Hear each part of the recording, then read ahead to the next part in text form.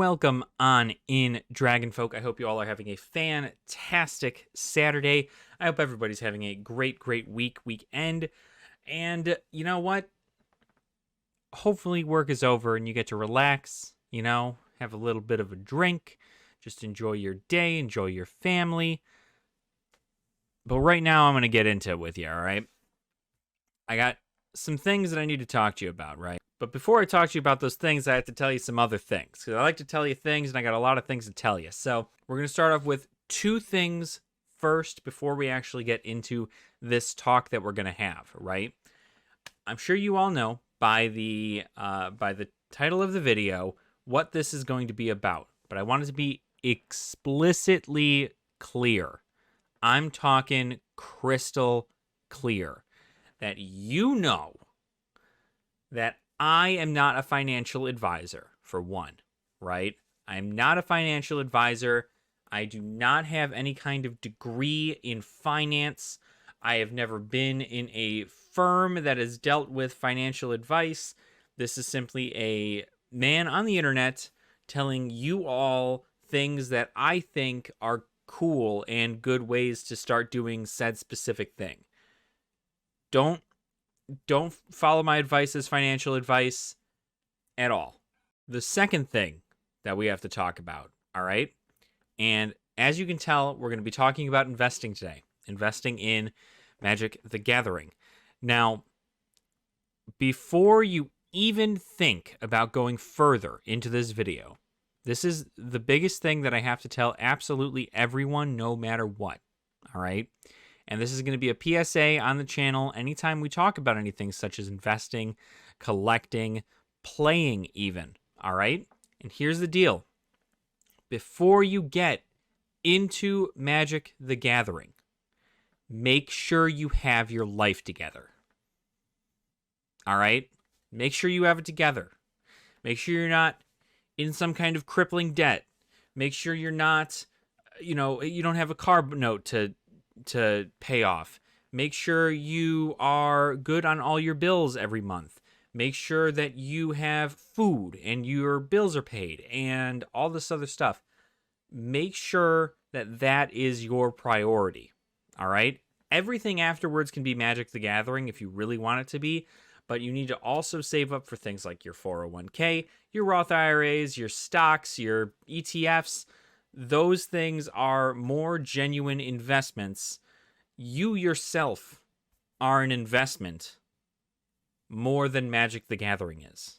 So I just want that to be explicitly clear to everybody watching, no matter what your situation, right? Don't ever choose Magic the Gathering over your own needs, all right? That's the big deal. Anyway, we're going to get into the topic, right? And the topic is, of course, what of course, we all talk about, right? I wanted to make this a 3-part video on all the different ways you could do investing, but I wanted to start doing each one individually because I have a lot to talk about on each topic. So I'm going to go ahead and bring that forward. We're going to go ahead and just separate that into 2 different videos. So I'm sure you guys will see the other one at some point. But this video, we're going to talk about sealed product. Sealed product is, in my opinion, and always will be, the safest way to invest in Magic the Gathering. The safest way. Absolutely. Okay? And the reason for that is that long-term investments like this will go up in value over time, even if the set was bad. It will go up in value as time goes on, right? I don't think we grasp how quickly the years go by, but there will come a time in which things will be different, right? There will be a time in which those boxes that didn't do so well during the year that they came out will go up in value as time goes on. As supply dwindles, as people want to open them, as, stores want to start selling stuff from that set, as people want to do drafts, things are going to lower in supply. And so that's something that we have to think about as far as sealed collecting. Another thing that we want to think about is a pretty big, I don't know how to really say it. For those of you who don't know anything about Magic the Gathering and you're looking to invest in Magic the Gathering sealed product, you might not care, right? It doesn't really matter probably what box, right? Unless you really want to do the research, you could probably pick up most any box and keep it sealed, and you're going to have some kind of return eventually down the line. Usually people will keep product anywhere between 5 and 10 years, see how it appreciates, and if it doesn't really do too well and you want to, I don't know, use that on a more beneficial asset down the line. Let's say, for instance, your box is at $200 when you bought it, and then it went up to $300, in 5 years. Then you could, sell that box for $300 to buy a new box that you are certain will go up in value faster and appreciate more in value than that $300 box. In situations like this, I like to bring up the wonderful Return to Ravnica, right? Return to Ravnica is a 10-year-old set. The set's 10 years old. 2012 is when this set came out. And this is going for a whopping like $120 a box, right? Now, I don't know what the booster boxes were going for in store and online in 2012, but what I do know is that the fact that they're cheaper than some of the more current boxes says something about the product, right? So these are things you gotta kind of have to look into. You can't just buy any box, but theoretically, any box very well has a chance to go up and spike in value just as much as any other box does, right? I think the biggest thing that makes investing in sealed product so great is that you know that you have genuine product. It's kind of like keeping action figures sealed in their plastic boxes, right? Funko Pops that aren't going outside of their boxes. Think of it like that, right? They will always appreciate more as a collector value as time goes on when they are sealed, right? Now, personally, when it comes to collecting boxes, I think my biggest strategy that I have for collecting boxes is this is based on budget, okay? So basing it on budget, you have to think about it. Now, when I say budget, it also is kind of, I don't know, budget investing is kind of an oxymoron, you know what I mean? Like, you should have a decent amount of capital if you want to invest into something like this. So I would like to say that if you're going to truly invest in this, and you should at least be able to afford a case of whatever you are looking to invest in. Unless it's like vintage, you can't really find too many cases. So getting single boxes is totally fine. I think for the most part, you need to worry about, the availability of a box. So, like I said, like with Return to Ravnica, for those of us who are actually doing research, which to be fair, if you are investing anything, you should be doing research. Let's just be entirely honest here, right? Yes, you can do no research and still buy boxes, but at that rate, you're just throwing money at the wind and you're gambling and you don't really know what you have. So, you're probably not going to have the willpower to keep that for 5 to 10 years.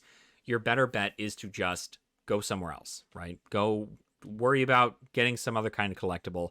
This is not going to be the one, all right? How this works, though, is that as a player, I have a good amount of knowledge into the game and what was good and what is good and what's being used in decks. And as a collector, I know what special cards came out of certain sets and what cards didn't really have anything special.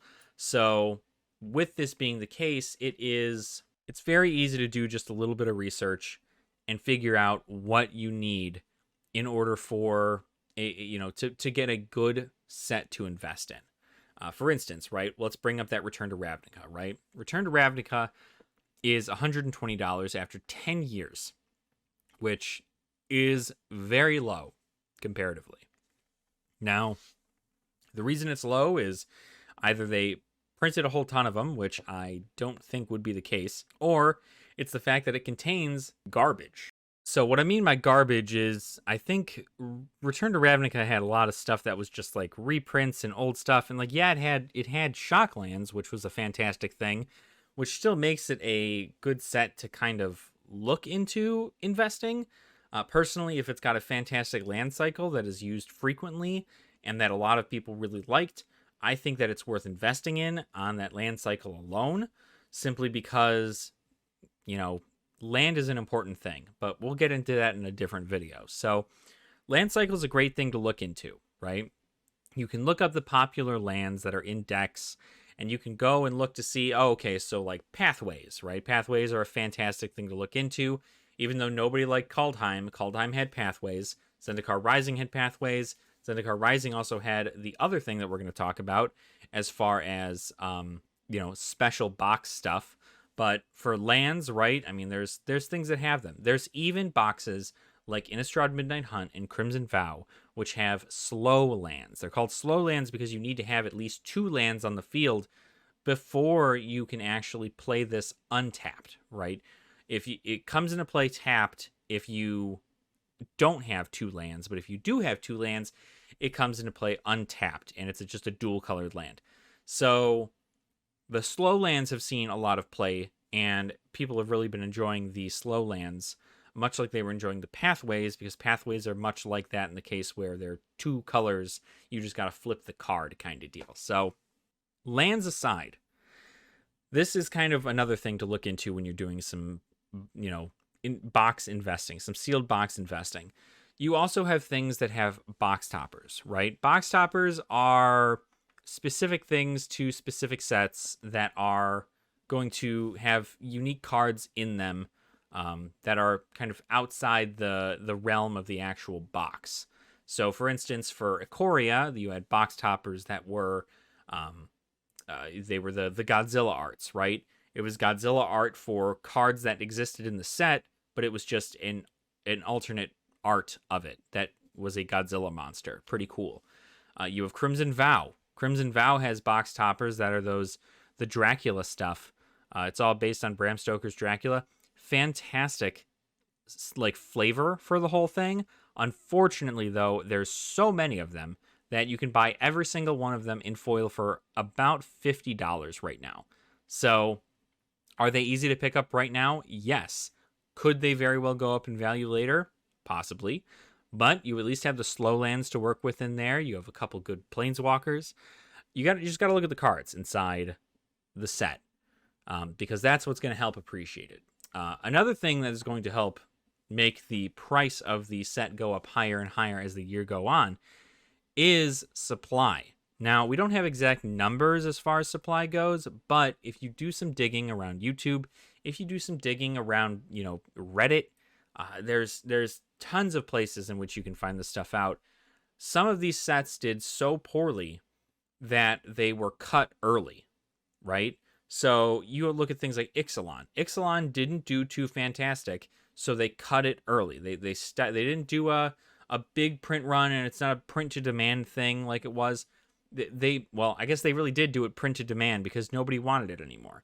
So they cut it early, and they made it out of print early. And because that happened, now there are less boxes in the wild, and people have cracked them and so on and so forth, but nobody liked the set. But now it's going up in price, now because for some reason some people like it, right? I want to pick up boxes of Ixalan because of the supply alone. Another thing to look into is the collector boxes for any of the newer sets, the newer standard sets. Collector boxes are also a more limited print run kind of deal.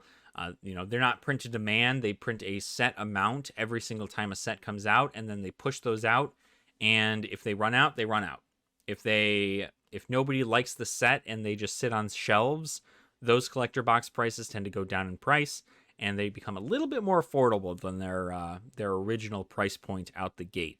So that is something to look into as well. But again, you want to look at the special stuff in sets, right?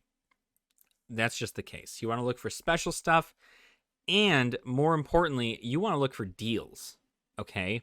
So deals are huge. And frankly, if you can get stuff cheap, I suggest picking it up just for cheapness sake. Most of these boxes, at least like 5 years in, end up somewhere around $110, right? Depending on the draft or the set box, for the newer age stuff. But most of the stuff ends up being $110. And then, of course, you have some stuff that's got really, really cool things in it, like chase cards, and those tend to go for even more when they become out of print. Things like Kaladesh and Amonkhet, right? Those are sets that are desirable because there is a chance that there is a masterpiece card inside of them, right? The masterpiece cards, right, are great. If you look at masterpiece cards, you have what? You have the expeditions from Battle for Zendikar. You have the Amonkhet invocations, the Hour Devastation invocations, the Kaladesh and the Aether Revolt inventions, and you have the expeditions from Zendikar Rising. There's Zendikar Rising expeditions, which were box toppers in the draft and the set. But if you opened a collector box, you had a chance of getting more expeditions. So the collector box there is a fantastic thing to look into as far as Zendikar Rising goes. But these are all ideas of which to put stuff into, right? And obviously it's all depending on what you can do. If you can afford to buy a case of it, that's great, right? That's where you should start. You should start buying them in cases because you do get a small little bit of discount, but most of the stuff you can't find cases for anymore. So buying single boxes is totally fine. And then the hardest part, right? After you've acquired your boxes and you've got them and they're in a safe space, you can just not open them, right? Just don't open them. You need to have the willpower to not open them, right? And that is the hardest part for some people. But as an investor who may or may not know anything about Magic, if you don't know anything about Magic, you're not going to be tempted to open them, right? If you are into Magic and you like Magic the Gathering and you play it, watch other people open boxes. Because other people will open boxes. There will always be a box opening of some kind on YouTube. If you just buy them and keep them sealed, and you're not a content creator, you don't have to worry about ever opening them again, right? You just buy them, keep them sealed, put them in a closet or a temperature controlled area, and shut the doors. Don't even ever think about opening any of that stuff, right? Now, as far as budget goes, right, that's what you're kind of looking for. There's a lot more modern stuff that's more budget, right, around like the anywhere between the $80 to $300, $400 mark is pretty which is budget, but that is pretty budget. But when you start looking at some of the older modern cards or some of the older modern sets like Mirrodin and Zendikar and New Phyrexia and Avacyn Restored, maybe not Avacyn Restored, but those older sets, as well as things like vintage sets, things like Ice Age, Mirage, Tempest, Urza Saga, Urza's Legacy. When you look at sets like that, those sets are going to be very, very hard to find, and they will probably be worth, I don't know what Mirrodin's actually worth. I know Zendikar is worth about $1,500. I know these Legends boxes that were just opened for the Lost Legends of Dominaria United are roughing about $10,000 per box. So a lot of these vintage boxes are going to be thousands of dollars, right? Thousands of dollars. So if you're a high roller and you're looking to collect some sealed, if I'm going to be entirely honest with you and you have the ability to do so, you should make some of your only box purchases be vintage boxes. And that's a lot of money. Don't get me wrong, but it is the safest because it's already the oldest product and it has more room to appreciate and value because, like I said, as age happens, if you take care of these boxes better than other people take care of their boxes, some boxes get destroyed in floods, fires, just any natural disaster. Some people open those boxes on YouTube for the experience of opening the boxes. So when you see stuff like that, you are gaining more value in your sealed product, knowing that that is the case. So that's something to look forward to when you're doing vintage stuff. I definitely think that vintage would be, in a perfect world and I had the money, vintage would be the fantastic way to start, right? Can I save up money and then get myself a vintage box? You bet your tuchus I could. But, will I? I don't know. I think I have a decent amount of faith in the newer product. Not that the old product isn't worth it, but I personally have some faith in newer product. I like buying boxes on sale. If I know I can buy Innistrad Midnight Hunt and Crimson Vow for under $90 for a draft booster box, I am probably going to get it. And the reason why is because I can buy them in surplus, and then I know their eventual level out area is about $100, which means that even at the lowest, right, I'll be making $15 per box. And while that's not a huge profit, it is profit, right? And that's kind of what we're looking at here. Of course, we need to wait until the set comes out of print, and then once it's out of print, we'll kind of know the numbers. Well, we won't ever know the numbers, but we'll have an idea of that, in the future. So that is pretty much, making investments through sealed product. And more importantly, we're just talking about booster boxes, right? Let's also kind of talk about the Commander precons, right? You can buy those in sets where you get a set of, all 5 that are released in one series, or you get all 4 in one series, or 2 in a series. Those are good to get too. Commander precons have specific cards that are available only really through those precons and also the collector boxes of whatever set they're from. So at least for the newer product, it ends up working out that you actually guarantee yourself those cards, and having an entire set of them is really, really cool because you can eventually just sell that later on down the line for a higher price, right? And of course, if you're really looking to do more and more into sealed, you can buy blister packs from the store and never open them. You can buy loose packs from boxes and never crack them. You can do tons of stuff, right? But the important part, no matter what the Magic the Gathering product is that you keep it sealed. Don't ever open it. Don't open it, okay? If you open that product, you will lose value, right? And we're even talking just like we'll bring back Return to Ravnica again, right? Return to Ravnica is a 10-year-old product. Even if you get a 10-year-old product that you bought for $400, right? Like Kaladesh, right? The only way you're making money out of opening a $400 box of Kaladesh is if you pull 1, if not 2, inventions from the box, which is statistically very, very, very, very, very low. So you can't bank on that, right? And I'm not going to get into the gambling aspect of this because, cracking packs is gambling. That's what we all know. Cracking packs is gambling, and as much as I love gambling, to an extent, right, for a fun factor, right, opening a product is fun, and I love the idea behind opening a product and seeing the cards for the first time and feeling them in my hands, right? That is a genuine feeling, but I don't want to sit there and open a box, 36 packs later and go, oh, cool, I spent a premium price of $400 and I could sell maybe 10 of these cards for what? I don't know, maybe $120, if that, right? Probably not even. Probably $70. So just realize that you keeping it sealed will make it so the value is higher.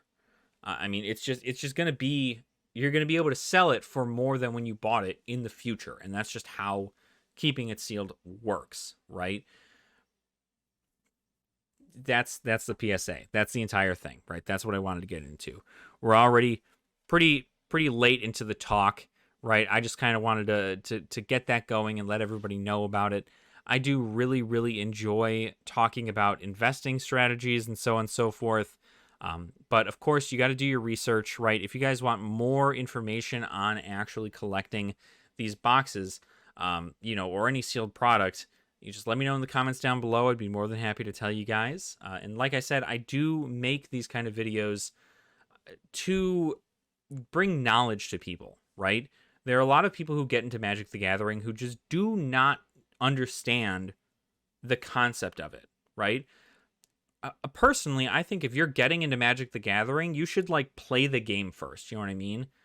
Buy a pre-con deck, go over to an LGS, learn to play, right? Make some friends, learn to play or something. And if it's something that genuinely interests you and you like the idea behind the cards and the gameplay and you see, something successful in this product, then I suggest maybe going into investing. If you have the money, if you have your life together, do that. But if you don't have your life together and you're just willy-nilly being like, I'll throw that money, I'll throw that money anywhere I need to, throw that money to me. All right? We got a Patreon link in the description down below. I'll take your money. I'll take your money all day of the week. Any day, any time, I'll take your money. You can give it to me. I'll invest it into myself, and then I'll make videos on it because that's just who I am as a person. So, yeah. That is my 2 cents on the matter. You have to be smart when you're doing this kind of stuff. You have to look into the products that you're actually going to purchase. You can't just buy anything, but theoretically, if you did buy anything and you kept it sealed, your odds of it going up in value over the next 5 years are statistically pretty good. And if you can get things on sale, it's even better. So just keep your eye on the prize, see how things are, and, make your own decisions. And if you feel unsure about that, ask friends who do invest in Magic, right? Ask people who are investors here on YouTube. We might have some general advice as to things to look into, but overall, like I said, we're not financial advisors. I'm certainly not a financial advisor.